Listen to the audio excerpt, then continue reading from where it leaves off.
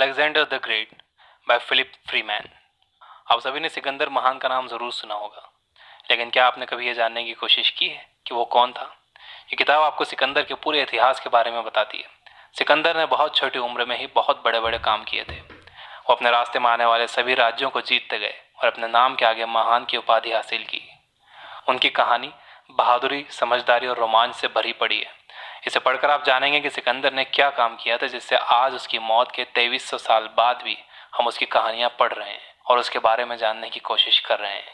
इसे पढ़कर आप जानोगे कि सिकंदर की पूरी जिंदगी कैसे बीती। सिकंदर अपने एक दुश्मन के मर जाने पर दुखी क्यों हुए। सिकंदर की वजह से बाकी धर्मों को फैलने में मदद कैसे मिली। पहला सबक, सिकंदर में छोटी उम्र से ही महानता के लक्षण दिखाई देने लगे थे। सिकंदर मैसेडोनिया के एक छोटे से राज्य में 356 बीसी में पैदा हुए। उनकी माँ का नाम ओलंपियास था। उनके पिता का नाम फिलिप द्वितीय था, जो उनसे बहुत छोटी सी उम्र में ही खुश हो गए थे। फिलिप द्वितीय ने ग्रीक के सभी राज्यों पर जीत हासिल कर ली थी। जब सिकंदर 13 साल के थे तब उनके राज्य में एक व्यापारी एक घोड़े का सौदा करने आया। उसने घोड़े की कीमत बहुत ज्यादा रखी थी, क्योंकि ऐसा माना जाता था कि उस घोड़े को ट्रेन नहीं किया जा सकता।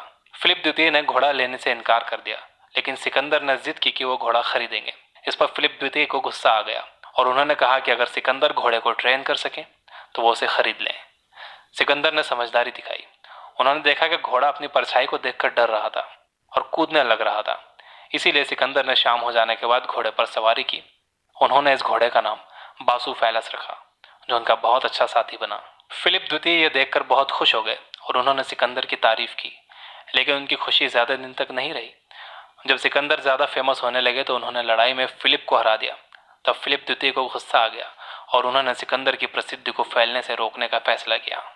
उन्होंने सिकंदर की मां से तलाक ले लिया और दूसरी शादी कर ली। उन्होंने सिकंदर को भी शादी में बुलाया ताकि लोगों को इस बात का शक ना हो कि उन्होंने सिकंदर को ईर्ष्या के मारे निकाला था। ग्रीक की शादियों में एक प्रथा का नाम बैंक्वेट है, जिसमें लोग पेट भरकर शराब पीते हैं। इस प्रथा के दौरान जब एक व्यक्ति ने राजा को एक नई जिंदगी और एक नए वारिस के लिए बधाई दी तो सिकंदर को गुस्सा आ गया और उन्होंने अपना कप टेबल के उस तरफ फेंक दिया। फिलिप द्वितीय ने अपनी तलवार निकाली और पेट शराब से भरा होने की वजह से वो नीचे गिर गए। इसके बाद सिकंदर और उनकी माँ वो राज्य छोड़कर एपिरस के पहाड़ों में भाग गए। बाद में कुछ समझौते हुए और वो वापस आए। दूसरा सबक, अपने राज्य में वापस आने के बाद सिकंदर दूसरे देशों को जीतने के लिए निकल पड़े। सिकंदर ने अपना विजय अभियान 20 साल की छोटी उम्र से ही शुरू कर दिया था। उन्होंने सबसे पहले अपने राज्य मैसेडोनिया के दंगों और विवादों को सुलझाया। फिर वो सेना को अपनी तरफ करके राजगद्दी के मालिक बन गए। इसके बाद उन्होंने फैसला किया कि वो वहीं से शुरू करेंगे जहां उनके पिता ने खत्म किया था। उन्होंने सबसे पहले पर्शिया पर जीत हासिल करने का फैसला किया, जिससे वो उनके राज्य के मसलों में अपनी टांग न अड़ाए। लेकिन उससे पहले सिकंदर को और भी जरूरी काम करने थे। उनके राज्य में बहुत सारे विद्रोही थे जो समय समय पर समस्या पैदा करते थे। थीब्स के दक्षिणी भाग में एक विद्रोही ने सिकंदर को सनकी घोषित कर दिया था। सिकंदर ने फैसला किया कि वो सभी को सबक सिखाएगा। सिकंदर ने थीब्स पर हमला करके 6000 लोगों को मार दिया और उस शहर को तबाह कर दिया, जिससे बाकी के सभी विद्रोही चुप हो गए। इसके बाद सिकंदर ने अपना अभियान शुरू किया। 334 बीसी में सिकंदर अपनी सेना लेकर ग्रांसियस नदी के किनारे बसे शहर ट्रॉय पर हमला करने निकल पड़े। सिकंदर के सेनापति पार्मेनियन ने उन्हें सलाह दी कि वो नदी के पास वाले मैदान में युद्ध ना करें, क्योंकि नदी के बहाव से उनकी सेना टूट सकती है। लेकिन सिकंदर ने नदी को अपने फायदे के लिए इस्तेमाल किया। पर्शिया से युद्ध करते वक्त सिकंदर शुरू में थोड़े से हारने लगे, लेकिन बाद में उन्होंने अपने युद्ध कौशल से सबको चौंका दिया और राजा के सन इन लॉ को मार दिया। इसके बाद पर्शिया की सेना के पास वापस जाने के अलावा और कोई रास्ता नहीं था। तीसरा सबक, सिकंदर ने युद्ध में नए और पुराने दोनों तरीकों का इस्तेमाल किया।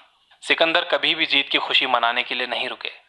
पर्शिया के कुछ शहरों पर कब्जा करने के बाद उन्होंने सार्दिस और एफिफस पर कब्जा कर लिया और फिर वो मिलेटस के लिए रवाना हुए। मिलेटस पर्शिया की नेवी का बेस था, जो कि सिकंदर की जीत का अहम हिस्सा था।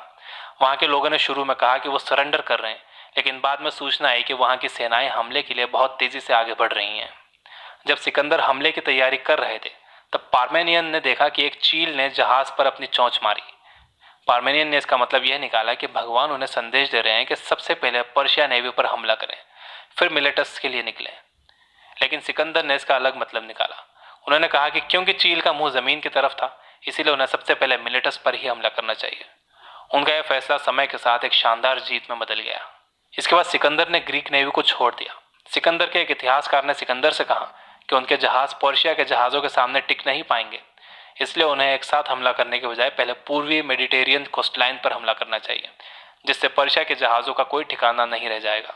फिर वह आसानी से उसे हरा सकते हैं। इसके बाद सिकंदर ने रुकने का नाम नहीं लिया। वो हर जगह हमला करते गए और जीत हासिल करते गए। टेलमेसस के शहर पर हमला करने के लिए सिकंदर ने एक अलग पैतरा अपनाया। उन्होंने वहां के सैनिकों के लिए कुछ डांसर्स को भेजा। जब वहां के सभी सैनिक शराब की लत में धुत होकर सो रहे थे तो डांसर्स ने उनकी हत्या कर दी और सिकंदर ने आसानी से उस शहर पर कब्जा कर लिया। चौथा सबक, किस्मत ने कभी भी सिकंदर का साथ नहीं छोड़ा। सिकंदर अब एनाटोलिया पर हमला करने के लिए तैयार था, लेकिन इसी बीच उसे पता चला कि पर्शिया का सबसे महान सेनापति मेमान अपनी सेना के साथ ग्रीस पर हमला करने के लिए रवाना हो गया है। सिकंदर जानता था कि मैसेडोनिया के लोग पहले से उसके खिलाफ विद्रोह कर रहे थे और ऐसे में अगर मेमान ने हमला कर दिया तो उसके देश के लोग अपनी इच्छा से उसकी हुकूमत मान लेंगे और वह अपनी मातृभूमि खो देगा। इसीलिए उसने फैसला किया कि वो वापस जाकर अपने राज्य को बचाएगा, लेकिन उसे ऐसा करने की जरूरत नहीं पड़ी। मेमान की तबीयत रास्ते में ही अचानक से खराब हुई और वह मर गया। पर्शिया के राजा डेरियस ने फैसला किया कि वो अपनी सेना को वापस बुलाएंगे और सिकंदर से सीधा युद्ध करेंगे। उनके सबसे महान सेनापति की मौत ने उनकी ताकत को काफी कम कर दिया। इसके बाद सिकंदर आगे बढ़े। दक्षिणी टर्की पर पहुंचने पर गर्मी काफी हद तक बढ़ गई थी। सिकंदर ने सिडनस नदी में नहाने का फैसला किया। नदी का पानी इतना ठंडा था कि उन्हें सर्दी लगी और उनकी तबीयत काफी हद तक खराब हो गई। बहुत सारे लोगों ने कहा कि सिकंदर अब जिंदा नहीं बचेंगे। किस्मत से उनकी सेना में एक डॉक्टर था जिसका नाम फिलिप था। सिकंदर उसे बचपन से ही जानते थे। उसने कहा कि वो सिकंदर का इलाज कर सकता है, पर वो इलाज बहुत खतरनाक है। अगर उसमें थोड़ी सी भी गलती हो गई तो सिकंदर की जान भी जा सकती है। इस पर सिकंदर के कुछ भरोसेमंद लोगों ने सिकंदर को चेतावनी दी कि शायद फिलिप दुश्मनों से मिला हो और जानबूझकर सिकंदर को मार दे। सिकंदर ने फैसला किया कि वो इलाज करवाएंगे फिलिप से और उसके इलाज से शायद वो बच जाएं, लेकिन इस बीमारी से वो बिल्कुल भी जिंदा नहीं बचेंगे। सिकंदर ने दवाई खाई और कुछ ही दिनों में वो ठीक हो गए। इसके बाद उन्होंने फिर से अपना अभियान शुरू कर दिया। पांचवा सबक, सिकंदर और डेरियस का सामना इसस के युद्ध के मैदान में हुआ। 23 साल की उम्र में सिकंदर ने पर्शिया के राजा डेरियस का सामना किया। डेरियस ने उम्मीद की थी कि उनका आमना सामना एक खुले मैदान में होगा जहां वो आसानी से उसे हरा सकता है, लेकिन उनका आमना सामना पेनिरेस नदी के किनारे एक पतली सी जमीन पर हुआ। ये युद्ध इतिहास के सबसे यादगार युद्धों में से एक था। शुरू में सिकंदर की सेना हारने लगी। सिकंदर डेरियस की सेना को चीरते हुए सबसे पीछे चला गया और फिर उसने पीछे से हमला करना शुरू किया। इससे पर्शिया की सेना कमजोर पड़ने लगी और डेरियस युद्ध हारने लगा। तभी डेरियस और सिकंदर का आमना सामना हुआ। सिकंदर ने उसे हरा दिया, लेकिन डेरियस किसी तरह से युद्ध से जिंदा बचकर निकल गया। सिकंदर और डेरियस के युद्ध की एक फोटो पोम्पेई शहर के एक म्यूजियम में लगी है। इसके बाद सिकंदर ने पर्शिया के बहुत सारे राज्यों पर काबू पा लिया। उसने डेरियस की माँ और उसके बच्चों को बहुत सम्मान के साथ रखा और उन्हें भरोसा दिलाया कि वो उनके बच्चों की बहुत अच्छी परवरिश करेंगे। कुछ दिन बाद डेरियस ने सिकंदर को एक सुलहनामा भेजा जिसमें लिखा था कि वो सिकंदर को अपनी पूरी एशिया माइनर देने के लिए तैयार है अगर वो उनके परिवार को आज़ाद कर दें। सिकंदर जानता था कि उसके सलाहकार उसे ये सौदा मान लेने के लिए कहेंगे, लेकिन सिकंदर का रुकने का कोई इरादा नहीं था। उसने सौदे को मानने से इनकार कर दिया। धीरे धीरे सिकंदर ने पूरे पर्शिया पर कब्जा कर लिया। छठा सबक, मिस्र में सिकंदर का सफर उसकी जिंदगी का एक खास सफर साबित हुआ। ईसस का युद्ध जीतने के बाद सिकंदर ने 1 साल का सफर किया और रास्ते में आने वाले सभी राज्यों को जीतता गया। मिस्र के लोगों ने सिकंदर का विरोध नहीं किया क्योंकि वह सालों से चल रहे पर्शिया के लोगों के राज से तंग आ चुके थे। सिकंदर ने वहां के लोगों को भरोसा दिलाया कि वो उनके लिए एक अच्छा राजा साबित होगा और उनके जीने के तरीकों की इज्जत करेगा। मिस्र घूमने के बाद सिकंदर ने एक फैसला किया। वो मिस्र में एक ऐसा शहर बनाएंगे जहां से ग्रीस का व्यापार बढ़ सके और साथ ही सारी दुनिया का उस शहर से व्यापार हो सके। इस शहर का नाम अलेक्जेंड्रिया पड़ा। सिकंदर के सपने में एक बुजुर्ग व्यक्ति ने उनसे फेरोस के आइलैंड के बारे में बात की। सिकंदर उठते ही समझ गए कि उन्हें अपना शहर कहाँ बनाना है। उन्होंने फैसला किया कि वो अपना शहर मिस्र के तट पर फेरोस आइलैंड के सामने बनाएंगे। शहर की सीमाओं के निशान बनाने के लिए सैनिकों ने अनाज से एक लाइन बनाना शुरू कर दिया, लेकिन जब उस अनाज को चिड़िया ने खा लिया तब उन्हें गुस्सा आ गया और उन्होंने इसका मतलब ये निकाला कि भगवान उन्हें शहर बनाने से रोक रहे हैं। लेकिन सिकंदर के भविष्य बताने वाले ने कहा कि ये एक अच्छा संकेत है। उसने बताया कि ये संकेत है कि इस शहर की वजह से सारी दुनिया तक अनाज पहुंच पाएगा, जिससे सबका पेट भरेगा। इसके बाद सिकंदर सहारा से होकर एम्मान के ओरेकल के पास गए और उन्होंने उनसे पूछा कि क्या वो इस दुनिया पर जीत हासिल कर पाएगा। ओरेकल ने हाँ में जवाब देते हुए कहा कि वो इतिहास को बदलने के लिए पैदा हुआ है। इस घटना का सिकंदर के जीवन पर बहुत असर पड़ा। सातवां सबक, बेबीलोन शहर के लिए रवाना होते ही सिकंदर का सामना फिर से डेरियस के साथ हुआ। मिस्र में अपनी यात्रा पूरी करने के बाद जब सिकंदर ने यूफ्रेट्स और टिग्रिस नदी को पार किया तो उनका सामना फिर से डेरियस के साथ हुआ। इस बार डेरियस की सेना बहुत बड़ी थी और साथ ही उसके पास भारत के बड़े बड़े हाथी थे। सिकंदर और डेरियस के बीच गुआगामेला के मैदानों में एक बार फिर से शानदार युद्ध हुआ। मैदान पूरी तरह से खुला था और सिकंदर जानता था कि डेरियस की सेना इसका पूरा फायदा उठाएगी। सिकंदर ने एक प्लान बनाने के बारे में सोचा जो कि खतरे से खाली नहीं था, लेकिन सिकंदर के पास और कोई रास्ता नहीं था। सिकंदर ने अपनी सेना को डेरियस की सेना के बीच घुसाने का फैसला किया, जिससे वो सभी को आसानी से मार सके। इससे पहले कि सिकंदर डेरियस तक पहुंच पाता, उसे पता लगा कि डेरियस की सेना भी उसकी सेना के बीच घुस गई है और उसके लोगों को मार रही है। सिकंदर अपने लोगों को बचाने के लिए वापस गया। उसने बहादुरी से डेरियस की सेना के साथ मुकाबला किया और अंत में वो बेबीलोन जाने के लिए आज़ाद हो गया। बेबीलोन जैसा खूबसूरत शहर सिकंदर ने आज तक नहीं देखा था। वो शहर लगभग 300 फीट ऊंची दीवारों से घिरा हुआ था और अंदर जाने के लिए उसमें हर जगह पीतल के गेट लगे हुए थे। वो पूरा शहर छोटे छोटे चौकोर भागों में बटा हुआ था। बेबीलोन के लोग भी पर्सिया के लोगों के राज से तंग आ चुके थे, इसीलिए उन्होंने सिकंदर का जमकर स्वागत किया। इस बार कोई भी लड़ाई नहीं हुई। जब सिकंदर ने बेबीलोन को अपने राज्य में शामिल कर लिया, तब उसका राज्य 3 महाद्वीपों तक फैल गया और उसके राज्य में दर्जनों रीति रिवाज वाले अलग अलग लोग शामिल हो चुके थे। 8वां सबक। एक बार हारने के बाद सिकंदर ने पर्सपोलिस पर जीत हासिल की। बेबीलोन से निकलने के बाद सिकंदर पर्सिया के पहाड़ों से होकर पर्सपोलिस जाने लगा। पर्सपोलिस पर्सिया की राजधानी थी। वहां पर हमला करना सिकंदर के लिए नुकसान का कारण बना। पर्सिया की बची हुई सेनाओं ने सिकंदर का जमकर मुकाबला किया, जिससे सिकंदर के लोगों का नुकसान हुआ। इसके बाद सिकंदर को पहाड़ों से होकर जाने का एक दूसरा रास्ता मिला। सिकंदर ने उस रास्ते से होकर पर्सिया पर हमला किया और वहां के सैनिकों की रात में हत्या कर दी। इस तरह से उसने अपने लोगों की मौत का बदला लिया और पर्सपोलिस पर कब्जा कर लिया। पर्सपोलिस पर कब्जा करने के बाद सिकंदर ने अपने लोगों को वहां लूट मचाने से नहीं रोका। वो जानता था कि ऐसा करने से वो अपने लोगों का भरोसा खो देगा और इसके साथ ही सब कुछ खो देगा। इसके अलावा पर्सपोलिस में शराब के नशे में सिकंदर ने एक बहुत बड़ी भूल कर दी। एक महिला ने उसे शराब के नशे में एक सलाह दी कि वो पर्सिया के राजमहल में आग लगा दे, जिससे यह साबित हो कि सिकंदर ने बरसों से चल रहे पर्सिया के लोगों के राज का अंत कर दिया है। सिकंदर ने महल में आग लगा दी, लेकिन थोड़ी देर बाद उसने अपना होश संभाला। आग बुझाने की कोशिश की गई, लेकिन उसका कोई फायदा नहीं हुआ। इस घटना के बाद ही ग्रीस के लोग महिला और शराब की बुराई करने लगे। इसलिए पहले के ग्रीस के लोगों ने ट्रॉय में हुई गलतियों का इल्जाम हेलेन पर लगाया। इसके बाद सिकंदर अपने ईमानदार दुश्मन डोरियस की खोज में निकल पड़ा। उसने डोरियस के एक रिश्तेदार बेसस का इस्तेमाल कर डोरियस को पकड़ा। बेसस को पर्सिया का राजा बना दिया गया था। जब सिकंदर ने डोरियस को पकड़ लिया, तब बेसस ने डोरियस को मार दिया और भाग गया। इस पर सिकंदर बहुत दुखी हो गया। उसकी नजरों में यह बिल्कुल भी ठीक नहीं था कि किसी को धोखे से मार दिया जाए। 9वां सबक। बेसस की खोज में सिकंदर हिमालय को पार करता हुआ अफगानिस्तान तक आ पहुंचा। सिकंदर यह जानने के लिए बेहद उत्सुक था कि बेसस ने अपने राजा और अपने रिश्तेदार को ऐसे क्यों मारा।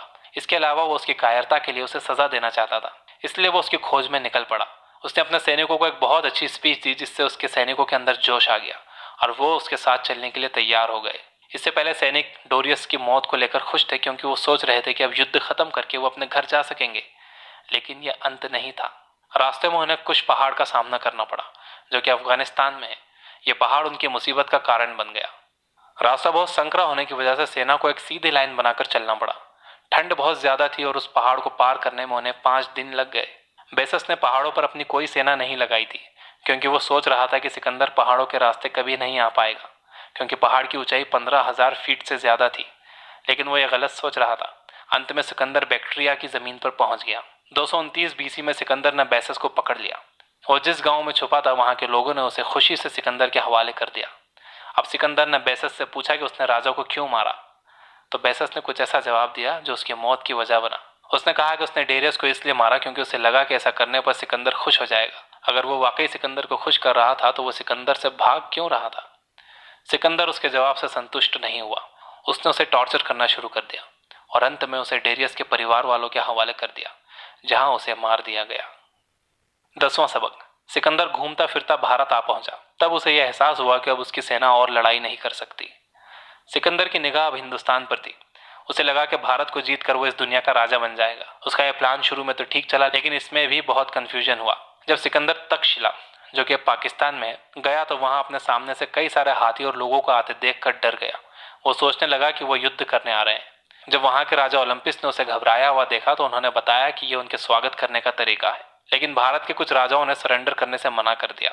इसमें सबसे ऊपर नाम आता है पोरस का। पोरस से युद्ध के दौरान सिकंदर का घोड़ा बासुफेलस मर गया। सिकंदर युद्ध तो जीत गया, लेकिन उसके हाथ सिर्फ एक निराशा ही लगी। उसने अपने घोड़े के नाम पर एक शहर का नाम रखा, बासुफेलस। इसके अलावा वो अपनी सेना को प्रेरित करने में नाकाम हुआ। वो पुराने अंदाज में स्पीच नहीं दे पाया। इस पर उसके एक जनरल ने स्पीच दी। उसने सिकंदर से कहा कि सैनिकों को गर्व है कि वो लोग इतनी दूर तक हर मुश्किल का सामना करते हुए आए, लेकिन अब वो अपने परिवार वालों से मिलने के लिए बेताब है। जनरल ने सिकंदर को इस बात के लिए मनाया। उसने कहा कि यह सबसे अच्छा होगा कि अगर वो वापस घर जाएं और एक नई सेना के साथ एक नई शुरुआत करें। सिकंदर 7 साल से अपने घर से दूर अपने सैनिकों के साथ युद्ध करता आया था। उसने इसी बीच रुखसाना नाम की एक लड़की से शादी भी कर ली थी। अब उसके सैनिक थक चुके थे और घर जाना चाहते थे। सिकंदर ने इस पर कुछ दिन विचार किया, फिर 7 साल बाद उसने घर जाने का फैसला किया। 11वां सबक। सिकंदर 32 साल की उम्र में मर गया। घर जाने का रास्ता आसान नहीं था।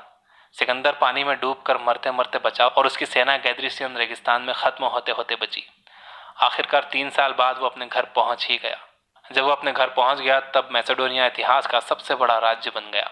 लेकिन सिकंदर इससे संतुष्ट नहीं था। घर के रास्ते में वो आगे युद्ध करने का प्लान बना रहा था। वो अरबी और उत्तरी तटों पर कब्जा करने के बारे में सोच रहा था। वो पूरे अफ्रीका पर जीत हासिल करना चाहता था। वो रोम के लोगों से निपटने के बारे में भी सोच रहा था, लेकिन वो अपने सपनों को पूरा करने के लिए जिंदा नहीं बचा। एक दिन सिकंदर बेबीलोन शहर में जा रहा था तो वहां के पुजारियों ने उसे रोका और चेतावनी दी कि उसे इस समय शहर में नहीं जाना चाहिए। उन्होंने चेतावनी दी कि जब सूरज डूब रहा हो तब पश्चिम की तरफ जाना ठीक नहीं है, लेकिन सिकंदर ने उनकी बात नहीं मानी। सिकंदर बेबीलोन की तरफ निकल पड़ा। वहां जाते ही उसे घबराहट होने लगी। जब वो नाव पर सवार था तो हवा की वजह से उसका मुकुट उड़ गया। इसके बाद जब वो कुछ दिन बाद वापस लौटा तो उसने देखा कि एक मुजरिम ने उसका मुकुट पहन रखा है और वो उसके सिंहासन पर बैठा है। एक रात उसने शराब ज्यादा पी ली। इसके बाद उसकी तबीयत बहुत खराब हो गई और धीरे धीरे यह तय हो गया कि अब वो नहीं बचेगा। मरते मरते जब लोगों ने सिकंदर से पूछा कि उनका वारिस कौन बनेगा तो सिकंदर ने कहा, जो सबसे शक्तिशाली होगा। इस तरह से हर लड़ाई जीतने वाला सिकंदर मौत के साथ अपनी आखिरी लड़ाई हार गया। 12वां सबक। सिकंदर की कहानी इस पूरी दुनिया के लिए एक प्रेरणा है। सिकंदर के 10 साल के अभियान ने ग्रीस की सभ्यता को दूर दूर तक फैला दिया। उसका साम्राज्य इतना बड़ा हो गया था कि उसकी मौत के बाद वो टूटने लगा। पर्सिया और भारत को सिकंदर ने पूरी तरह से बदल दिया। भारत के बहुत सारे रीति रिवाजों में ग्रीस सभ्यता के कुछ भाग देखने को मिलते हैं। बुद्ध की मूर्तियां ग्रीक के अपोलो देवता से मिलती हैं। इसके अलावा सिकंदर अपनी फिलॉसफी के लिए भी जाने जाते थे। रोम में सिकंदर का बहुत प्रभाव पड़ा। हालांकि सिकंदर कभी रोम नहीं गया, लेकिन रोम ने ग्रीक भाषा को ही अपनी भाषा बनाई। जब सिकंदर मरा तब रोम की शुरुआत हो रही थी और वहां के लोगों ने ग्रीक की बहुत सारी परंपराओं और कलाओं को अपनाया। इसके अलावा ज्यूस और पहले के समय के क्रिश्चियंस ने ग्रीक भाषा का इस्तेमाल किया। मेडिटेरियन में सिकंदर के बाद ग्रीक ही सबसे प्रसिद्ध भाषा थी जिसका इस्तेमाल क्रिश्चियंस ने अपने धर्म को फैलाने के लिए किया। वो इसी भाषा में लोगों को उपदेश दिया करते थे और अपने धर्म के बारे में बताया करते थे। सिकंदर के बाद बहुत सारे विजेता पैदा हुए, लेकिन किसी ने भी उस हद तक जीत हासिल नहीं की। इनमें से कुछ के नाम हैं जूलियस सीजर, अगस्टस, नेपोलियन। इन सभी ने सिकंदर की बराबरी करने की कोशिश की, लेकिन कोई भी इसमें सफल नहीं हो पाया। कुल मिलाकर इतिहास में बहुत सारे महान योद्धा आए और गए, लेकिन कोई भी सिकंदर जितना पराक्रमी नहीं था। सिकंदर ने जितनी भी लड़ाइयां लड़ी सब में जीत हासिल की। 10 साल लगातार युद्ध करने के बाद वो अपनी सेना को लेकर वापस अपने घर मैसेडोनिया गए। छोटी सी उम्र में ही मौत हो जाने की वजह से वो पूरी दुनिया के राजा नहीं बन पाए, लेकिन इस छोटी सी उम्र में भी उन्होंने बहुत बड़े काम किए।